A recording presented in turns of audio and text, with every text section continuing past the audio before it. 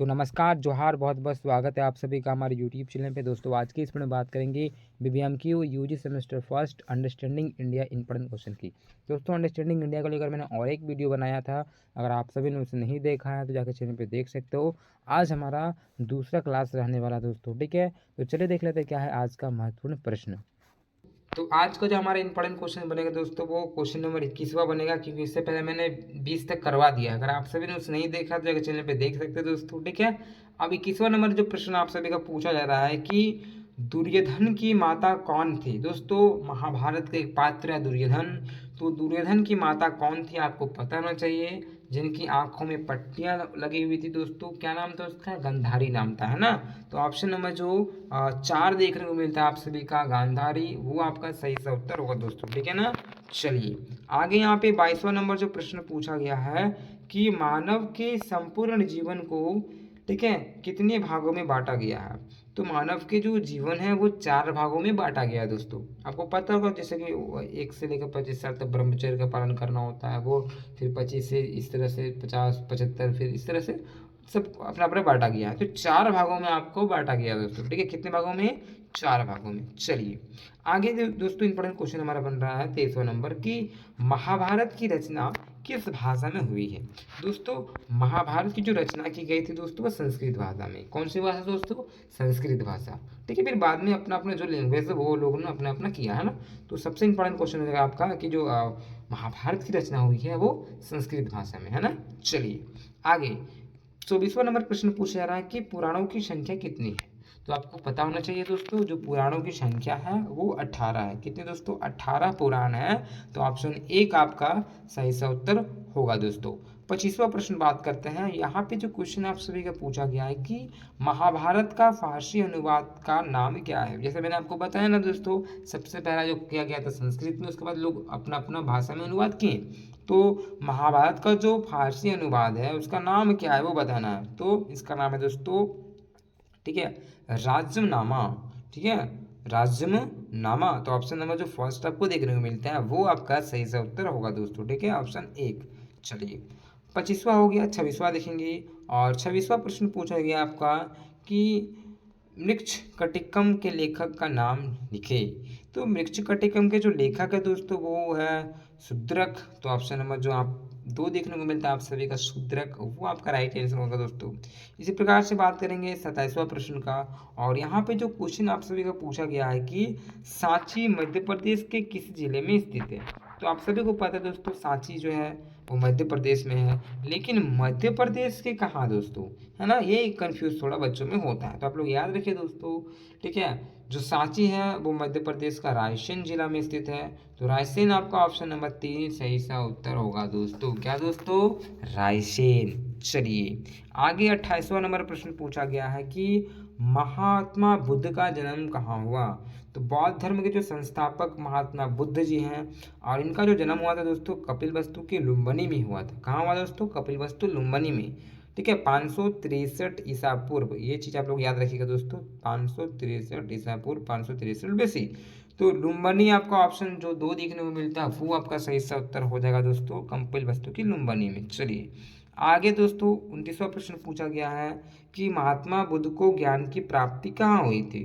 दोस्तों महात्मा बुद्ध की जो ज्ञान की प्राप्ति हुई थी वो बौद्ध गया में हुआ था, है ना। तो ऑप्शन नंबर यहाँ पे 2 देखने को मिलता है, बौद्ध गया, वो आपका सही सा उत्तर होगा दोस्तों, ठीक है ना। पीपल के वृक्ष के नीचे, याद होना चाहिए आप सभी को, option B right answer.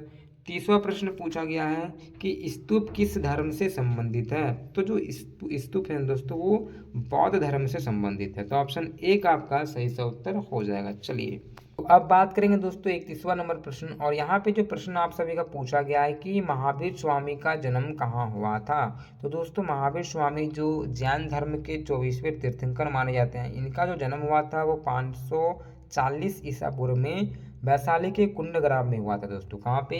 Vaishali के कुंडग्राम में। तो ऑप्शन नंबर यहाँ पे जो 3 आपको देखने को मिलता है वो सही से उत्तर होगा दोस्तों, ठीक है।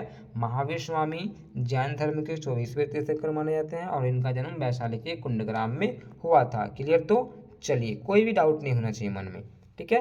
32वां नंबर प्रश्न पूछा जा रहा है कि श्वेतांबर एवं दिगंबर का संबंध किस धर्म से है। दोस्तों आपको बताना चाहता हूँ जो श्वेतांबर और दिगंबर है वो जैन धर्म के ही हैं, ठीक है।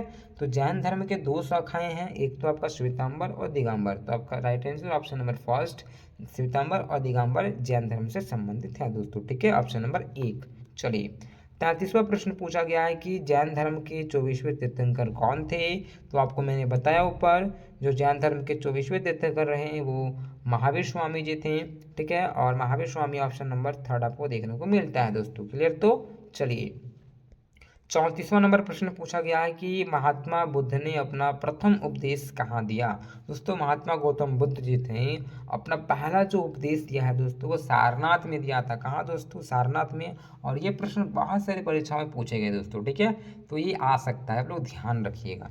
तो चलिए अब बात कर लेते हैं 35वां नंबर प्रश्न। और यहाँ पे जो क्वेश्चन आप सभी का पूछा गया है कि महात्मा बुद्ध के बचपन का नाम क्या था। दोस्तों महात्मा बुद्ध का जो बचपन का नाम था वो था सिद्धार्थ। क्या था दोस्तों, सिद्धार्थ। तो ऑप्शन नंबर जो बी देखने को मिलता है आप सभी का वो सही सा उत्तर हो जाएगा दोस्तों, क्लियर। तो चलिए 36वां प्रश्न बात करेंगे। और यहाँ पे जो क्वेश्चन पूछा गया है कि वीरशैव लिंगायत आंदोलन के जनक कौन थे।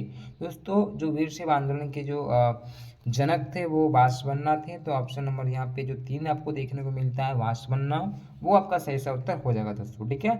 चलिए इसी प्रकार से बात करेंगे 37वां प्रश्न। और यहाँ पे जो प्रश्न पूछा गया है कि महावीर स्वामी के बचपन का नाम क्या था।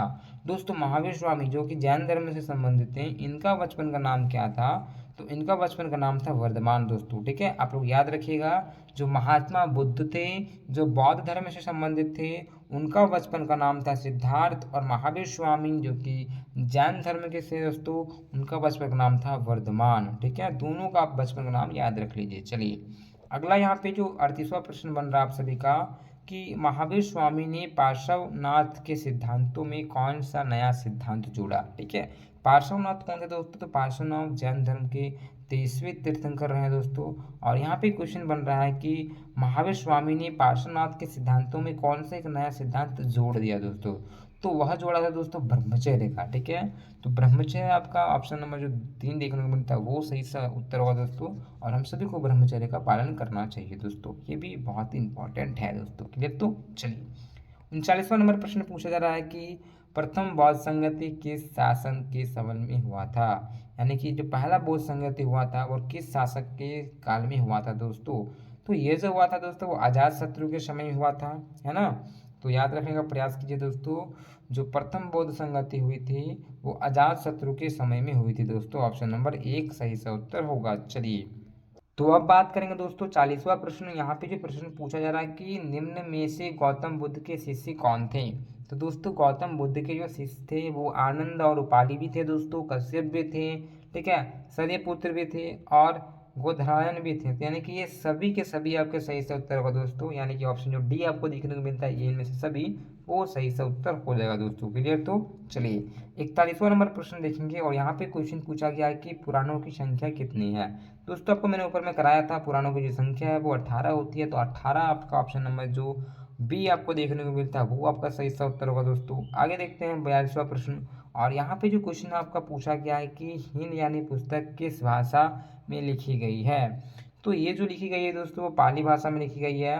तो ऑप्शन नंबर में यहाँ पे आपको 2 देखने को मिलता है, पाली भाषा वो सही सा उत्तर होगा दोस्तों, ठीक है ना। चलिए 43वां प्रश्न देखेंगे। और 43वां प्रश्न में पूछा गया है कि गौतम बुद्ध को ज्ञान की प्राप्ति किस नदी के किनारे हुई है।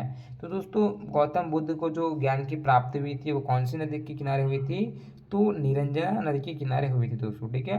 तो निरंजना नदी ऑप्शन नंबर आपको 3 में देखने को मिलता है दोस्तों, पीपल के वृक्ष के नीचे। तो वो आपका सही से उत्तर होगा दोस्तों, ऑप्शन नंबर 3। चलिए 44वां प्रश्न देखेंगे। और यहाँ पे क्वेश्चन पूछा गया है कि तृतीय बौद्ध संगति का आयोजन कहाँ हुआ था।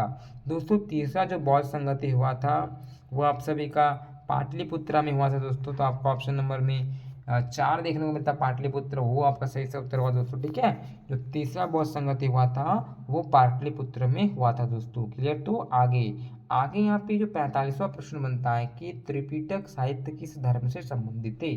त्रिपिटक जो कि बौद्ध धर्म से संबंधित है दोस्तों। और बौद्ध धर्म की 3 पिटक है, चाहे वो सूत पिटक, विनय पिटक, अभिधम्म पिटक, ये 3 पिटक है। तो आपका ऑप्शन हो जाएगा बौद्ध धर्म दोस्तों। ठीक है, जो त्रिपिटक है वह बौद्ध धर्म से संबंधित है, और त्रिपिटक का आप नाम बोल सकते हैं विनय पिटक, अभिधम्म पिटक और सूत पिटक। क्लियर। चलिए 46वां प्रश्न देखेंगे, और यहाँ पे एक क्वेश्चन पूछा गया है कि महावीर स्वामी की मृत्यु कहाँ हुई थी।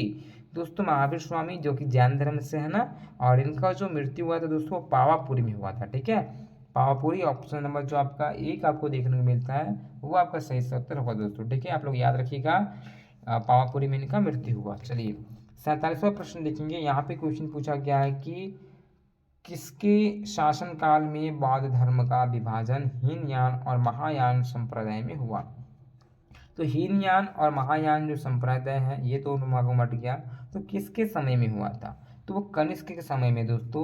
तो ऑप्शन नंबर जो 3 आपको देखने को मिलता है कनिष्क, वो आपका राइट आंसर हो जाएगी दोस्तों। ठीक है ना। चलिए 48वां प्रश्न देखेंगे, और इससे पहले जितने भी छात्र छात्र हैं हमारे चैनल को सब्सक्राइब कर लें, और पुराने छात्र छात्र जिन्होंने चैनल को सब्सक्राइब कर लिया है वो अपने मित्रों को शेयर करें दोस्तों। ठीक है ना। चलिए 48वां प्रश्न देखेंगे, यहाँ पे प्रश्न पूछा गया है कि आरंभिक भक्ति आंदोलन की उत्पत्ति कहाँ से हुई।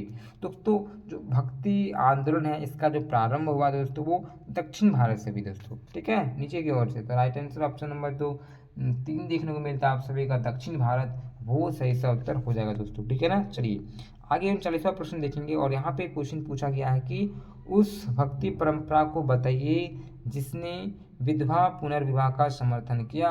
तो उस भक्ति परंपरा को आपको नाम बताना दोस्तों जिन्होंने जो विधवा पुनर्विवाह इसको समर्थन किया, इसको सपोर्ट दिया, इसको आगे बढ़ाने का प्रयास किया, तो वो होगा दोस्तों लिंगायत। तो ऑप्शन नंबर यहाँ पे जो बी देखने को मिलता है आप सभी का लिंगायत, तो वो आपका राइट आंसर हो जाएगा दोस्तों। ठीक है ना। चलिए बात करेंगे आज का अंतिम प्रश्न, आखिरी प्रश्न 50वां प्रश्न, इसके बाद फिर वीडियो मैं लाऊंगा। ठीक है, तो 50वां प्रश्न पूछा गया कि ठीक है पद्मावत किसकी रचना है। तो आपको पता होना चाहिए दोस्तों जो पद्मावत की रचनाकार है, जो रचना है वो मलिक मोहम्मद जायसी जी का है। तो आपको ऑप्शन नंबर फर्स्ट में देखने को मिलेगा मलिक मोहम्मद जायसी, वो आपका सही से उत्तर होगा दोस्तों। ठीक है ना। चलिए क्या क्वेश्चन पूछा गया है, ये पद्मावत किसकी रचना है, तो मलिक मोहम्मद जायसी आपका सही से उत्तर होगा दोस्तों। ठीक है ना। इसी प्रकार से दोस्तों चैनल से जुड़े रहें, मित्रों को शेयर करें, वीडियो अच्छा लगता है तो लाइक करें। ठीक है, इसी प्रकार से दूसरे में लगता है। जय हिंद, जय भारत।